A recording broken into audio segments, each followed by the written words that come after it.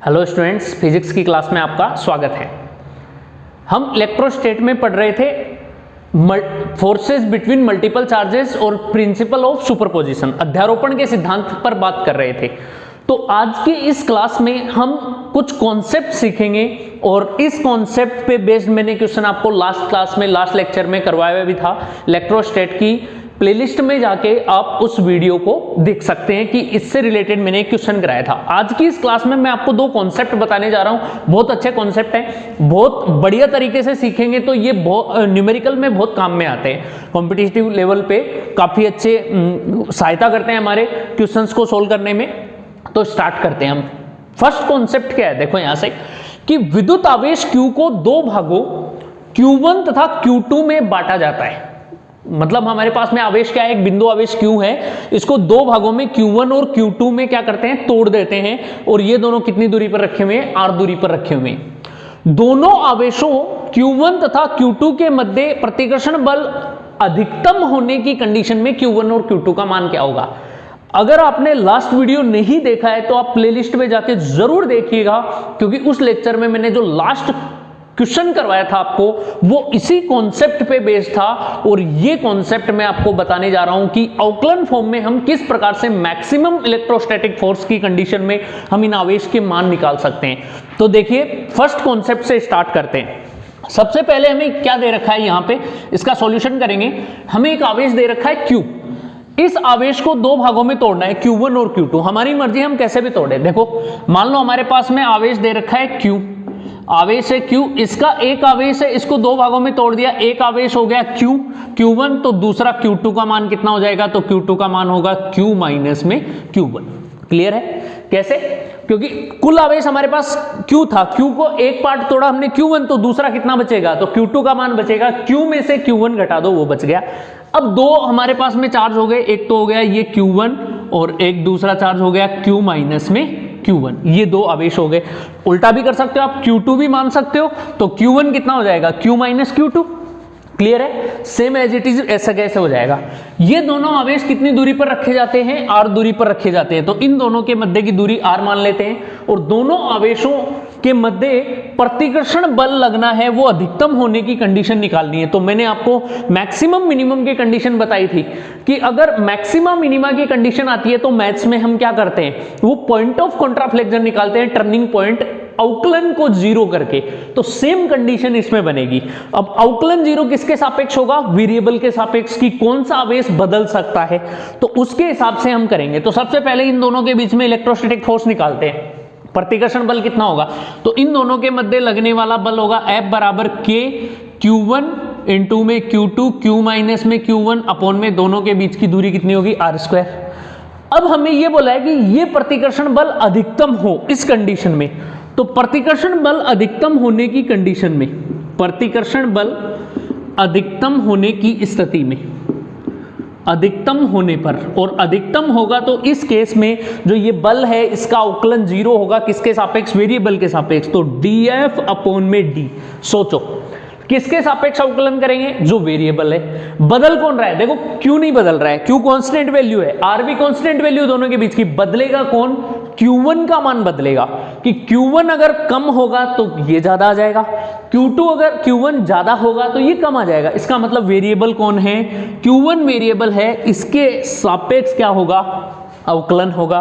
तो dF upon dQ1 is equals to कितना हो जाएगा, d अपॉन में dQ1, d upon dQ1 into में KQ1 इंटू में Q minus Q1 upon r square. अब अवकलन करना है तो इसको हम अलग अलग करके लिख दें दो भागों में, तो दो भागों में करें तो कितना होगा, और इसको अवकलन को हमें किसके बराबर करना है, 0 के बराबर। देखो कहने का मतलब है कि Q1 के सापेक्ष अवकलन हमें क्या करना है, 0 करना है। तो इस केस में ही बल क्या होगा, मैक्सिमम फोर्स आएगा। अगर हम अवकलन को 0 करेंगे तभी अधिकतम होने की स्थिति होगी। तो अवकलन करते हैं, यहां से देखो कितना होगा, d अपॉन में dQ1, किसके सापेक्ष, F की जगह ये बल रख देते हैं, तो बल कितना होगा, K Q1 अपॉन में r स्क्वायर। इसको खोल लेते हैं, इसको अंदर मल्टीप्लाई करेंगे तो K Q1 स्क्वायर अपॉन में r square is equals to 0। अब देखो इसका भी अवकलन होगा Q1 के रेस्पेक्ट में, इसका भी होगा, तो दोनों का इसका अवकलन करते हैं। तो इसमें देखो k Q upon R square constant बाहर आ जाएगा, तो k Q upon R square आ गया बाहर, और Q1 का Q1 के सापेक्ष अवकलन कितना होता है 1, फिर माइनस जो कांस्टेंट है वो बाहर ले लो, k अपॉन आर स्क्वायर बाहर आ गया, Q1 स्क्वायर जैसे अक्स स्क्वायर का अवकलन कितना होता है 2x, तो वैसे ही 2 बाहर आ जाएगा, इन 2 में कितना आ जाएगा Q1 बराबर 0। तो इस प्रकार से ये अवकलन 0 आ रहा है, तो यहां से हम क्या करें, ये माइनस का उधर जाके किसका हो जाएगा प्लस का, तो कितना बनेगा यहां से देखो उधर जाएगा तो ये हो जाएगा 2k Q1 upon R square is equals to K Q upon R square, तो के क्यू अपॉन में आर स्क्वायर, k से k कैंसिल, आर स्क्वायर से आर स्क्वायर कैंसिल, तो यहाँ से आ रहा है 2Q1 बराबर है Q, और Q1 की वैल्यू कितनी आ रही है Q/2। जब Q1 का मान Q/2 है तो Q2 कितना आएगा, अतः इस कंडीशन में अतः Q2 का मान होगा Q माइनस में Q1, तो Q2 बराबर Q माइनस Q/2, और Q2 का मान कितना आ रहा है Q/2। तो यहां से यही बात मैंने उस क्वेश्चन में आपको समझाई थी कि जब दोनों आवेश बराबर होंगे उस कंडीशन में इन दोनों आवेशों के मध्य लगने वाला बल अधिकतम होगा, और यही कॉन्सेप्ट था, इसी कॉन्सेप्ट पे बेस्ड वो न्यूमेरिकल था। बहुत इंपॉर्टेंट होता है जेई के लिए, नीट के लिए, यहां से क्वेश्चन ये मान के चलो कि बन सकता है। लगता हमें बहुत ईजी है कि ये इलेक्ट्रोस्टैटिक फोर्स ही तो है, हम निकाल रहे हैं, इसको आराम से आ जाएगा, लेकिन इतना आसान भी नहीं है। जब क्वेश्चन फंसता है ना इसमें, तो आंसर नहीं मिलते कि किस प्रकार से निकाले। तो एक तो ये था, ठीक है, एक कॉन्सेप्ट ये क्लियर हो गया। अब आते हैं हम नेक्स्ट सेकंड कॉन्सेप्ट पे कि नेक्स्ट कॉन्सेप्ट हमारा क्या होगा, इस पे बात करेंगे। तो नेक्स्ट कॉन्सेप्ट देखते हैं। अब देखो नेक्स्ट कॉन्सेप्ट क्या बोल रहे हैं कि क्वेश्चन ये एक तरह का कि Q1 तथा Q2 दो सजातीय प्रकृति के आवेश है। पहले तो इस वर्ड पे ध्यान देना, सजातीय प्रकृति मतलब समान प्रकृति के, और समान प्रकृति का मतलब क्या होता है, अगर दोनों धनावेश हैं तो ये दोनों ही धनावेश होंगे, और ऋणावेश है तो दोनों ही ऋणावेश होंगे। और विपरीत प्रकृति होती है विजातीय प्रकृति, विजातीय मतलब एक प्लस और एक माइनस, तो इस बात पे ध्यान देना। यदि दोनों आवेश सजातीय प्रकृति के हैं और दोनों के मध्य मिलाने वाली रेखा पर, इन दोनों को मिलाने वाली रेखा पर एक Q0 आवेश Q1 से कितनी दूरी पर रखा जाएगी, ये पूरा का पूरा ये जो आवेश है, देखो यह संतुलन में रहे। अब यह शब्द ये किसके लिए यूज किया है, ये जो वर्ड यूज किया है वो Q0 के लिए यूज किया है, ना कि पूरे निकाय के लिए। यहां पे मैं एक बात और बताने चाह रहा हूं, अध्यारोपण का सिद्धांत principle of superposition, principle of superposition में किस प्रकार से हम क्वेश्चन सोल्व करते हैं। देखो यहां पे दो बात आती है। यदि हमें क्वेश्चन में ये बोले कि एक आवेश संतुलन में है, क्या बोलेगा क्वेश्चन में कि आवेश संतुलन में है, आवेश संतुलन में है, तो इसका मतलब क्या होता है, आवेश संतुलन में का मतलब होता है कि उस पर्टिकुलर आवेश पर, उस अकेले आवेश पर कुल परिणामी बल कितना होगा 0, summation of F is equals to 0। कब, यदि हमें बोले कि एक आवेश संतुलन में, तो केवल उसी आवेश की बात करनी है, बाकियों को छेड़ना भी नहीं। इसके अलावा अगर दूसरी बात हमें ऐसे बोल दे कि निकाय संतुलन में है, निकाय संतुलन में हो, तो निकाय संतुलन में होने की कंडीशन में उस निकाय में उपस्थित प्रत्येक आवेश पर परिणामी बल क्या होना चाहिए 0 होना चाहिए। प्रत्येक आवेश पर summation of F is equals to 0 होना चाहिए। ये यहां पे ध्यान देना है कि जब भी निकाय को संतुलन में करेंगे उस केस में हमें डायरेक्ट यही मानना है कि उस निकाय में कितने आवेश, हमें कोई मतलब नहीं है, बस प्रत्येक आवेश पर बल क्या करना है 0 करना है। और यदि हमें एक निकाय दे रखा है और उस निकाय में हमें 4 आवेश दे रखे हैं, मान लो सपोज करो 4 आवेश हैं, लेकिन हमें यह बोला है कि निकाय संतुलन में नहीं है, एक पर्टिकुलर आवेश संतुलन में, तो हमें चारों को देखने की जरूरत नहीं है, हमें तो उस आवेश की बात करनी है जो संतुलन में, उसी पर बल 0 करना है। ये कॉन्सेप्ट बहुत इंपॉर्टेंट है, अगर ये हमें पता होगा तो हम आसानी से सोल्व कर सकते हैं। अब आते हैं इस पे, इस कॉन्सेप्ट पे आते हैं। देखो इसमें क्या बोल रहा है कि सजातीय प्रकृति है, लेकिन इसके साथ साथ यहां पे Q0 जो आवेश है वो Q1 से कितनी दूरी पर होगा, Q1 से उसकी दूरी निकालनी है ताकि संतुलन में रहे। तो अब यहां पर हमें Q1 और Q2 को संतुलन में नहीं करना है, Q1 और Q2 निकाय में पड़े रहेंगे, कोई दिक्कत नहीं है। और तीसरा आवेश हो गया Q0। इन तीनों में हमें सिर्फ और सिर्फ Q0 पर लगने वाला परिणामी बल 0 करना है, जिसके कारण ये संतुलन में रहेगा। Q1 और Q2 पर बल निकालने की जरूरत नहीं है। तो चलो हम करते हैं, यहां से देखो सॉल्व करते हैं। हमारे पास में एक निकाय है जिसमें दो आवेश है, एक है Q1 और दूसरा है Q2। इन दोनों को मिलाने वाली रेखा पर एक Q0 आवेश है, वो यहां पर है, और ये Q1 से कितनी दूरी पर मान लेते हैं, D दूरी पर स्थित है, और दोनों के बीच की दूरी R मान लेते हैं, R दूरी है। तो यहां से यहां तक की दूरी कितनी हो जाएगी, R माइनस डी। क्लियर है इतना तो, कि Q1 से Q0 D दूरी पर है, तो इससे इसकी दूरी कितनी हो जाएगी, R माइनस डी। अब बात आती है बल की, क्योंकि संतुलन में करना है, तो संतुलन में करेंगे तो Q0 पर लगने वाला कुल परिणामी बल 0 होना चाहिए। तो अब देखो इस निकाय में इस Q0 पर कौन कौन बल लगाएगा, Q1 भी बल लगाएगा और Q2 भी बल लगाएगा, दोनों बल लगाएंगे।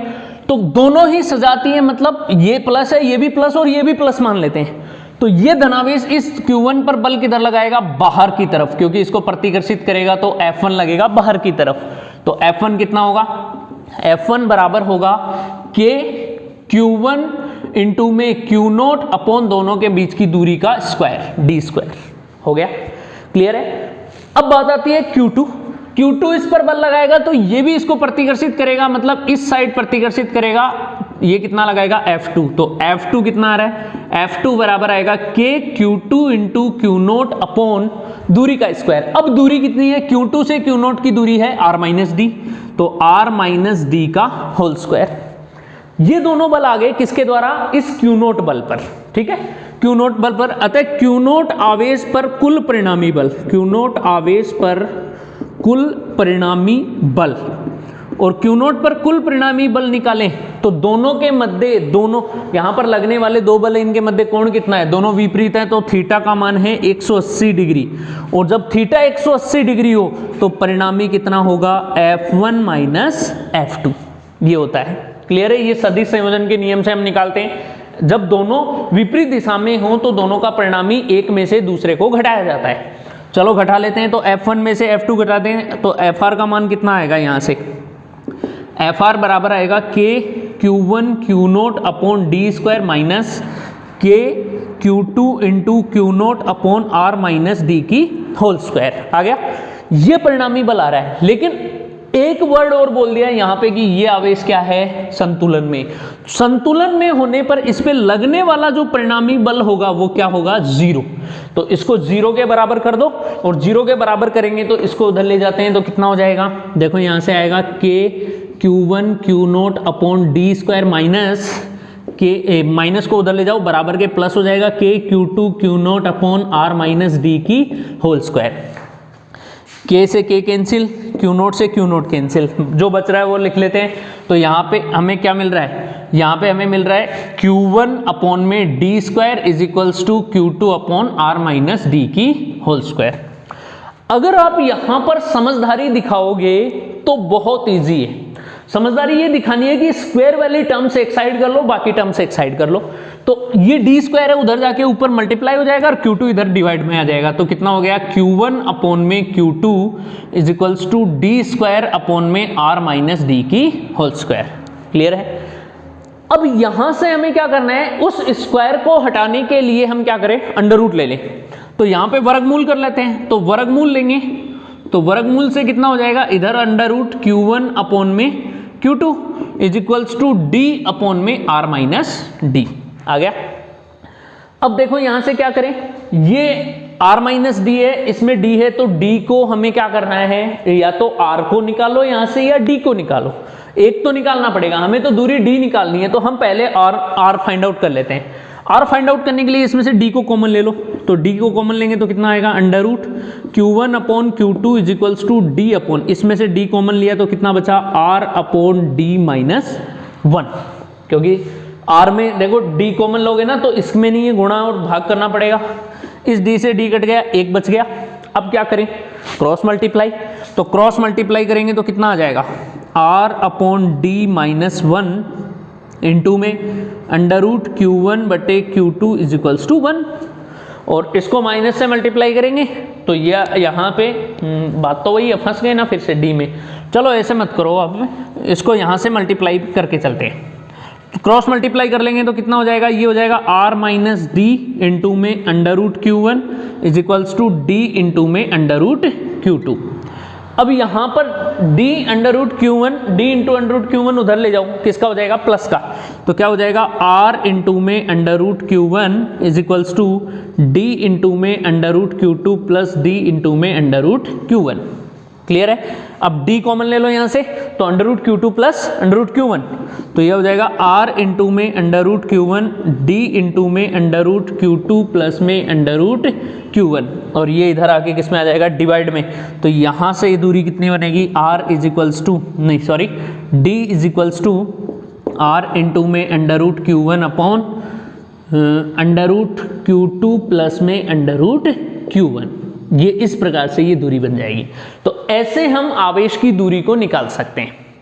अगर Q1 से दूरी निकालनी है तो ऊपर Q1 आ जाएगा अंडर रूट में, और डायरेक्ट अगर आपको फॉर्मूला याद करना है, मान लो आपको ये Q1 से न देकर आपको पूछे कि Q2 से दूरी निकालो, तो Q2 से दूरी निकालोगे तो दूरी इधर से लेंगे, तो यहाँ पे क्या लिख दोगे आप, r into under root Q2 upon under root Q1 plus under root Q2, ऐसे लिख दो। ठीक है, under root Q2 plus Q1 आ रहा है, अंडर रूट Q1। ये तो कब है, जब सजातीय प्रकृति के आवेश हो। अब ध्यान देना, आपको क्वेश्चन में ऐसे दे दे कि ये दूरी है वो Q2 से निकालो, तो Q2 से दूरी कितनी होगी, Q2 से दूरी का फॉर्मूला क्या आ जाएगा, D बराबर होगा R इंटू में। अब देखो वहां पे किससे थी, Q1 से दूरी थी तो ऊपर Q1 आ रहा है, और Q2 से निकालेंगे तो ऊपर Q2 आएगा। आप ट्राई करके देखना, जरूर आएगा। तो ये आ जाएगा अंडर रूट Q2 अपॉन नीचे आएगा अंडर रूट Q2 प्लस में अंडर रूट Q1। ये फॉर्मूला बनेगा किससे, Q2 से दूरी का। क्लियर है। अब नेक्स्ट लेवल पे चलते हैं। नेक्स्ट लेवल ये कहता है कि ये दोनों आवेशों की प्रकृति अगर विजातीय हो, कि इस केस में अब विजातीय प्रकृति के आवेश आ जाए तब क्या होगा।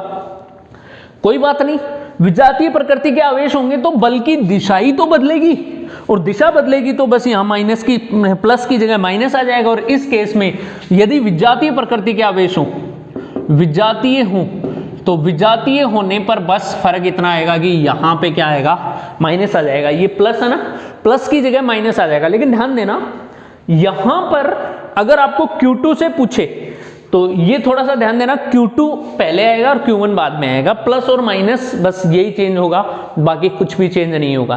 तो इस प्रकार से हम इनसे रिलेटेड क्वेश्चंस को सोल्व कर सकते हैं। डायरेक्ट ये क्वेश्चन आता है अगर एग्जाम में, डायरेक्ट नीट में तो सीधा कॉन्सेप्ट ही पूछ लेते हैं। नीट का तो ये हाल है। हाँ, जेई में थोड़ा सा एडवांस लेवल घुमा सकते हैं कि इस पे बेस्ड कोई क्वेश्चन पूछ ले, तो इस प्रकार से हम हैंडल कर सकते हैं। नेक्स्ट लेवल और पढ़ेंगे हम नेक्स्ट क्लास में, काफ़ी अच्छे लेवल तक लेके जाएंगे इसको। तो आप हमसे जुड़े रहिए, देखते रहिए वीडियोज, और बस घर बैठे सीखते रहिए। इतना ही मुझे कहना है आपसे। Thank you, good luck.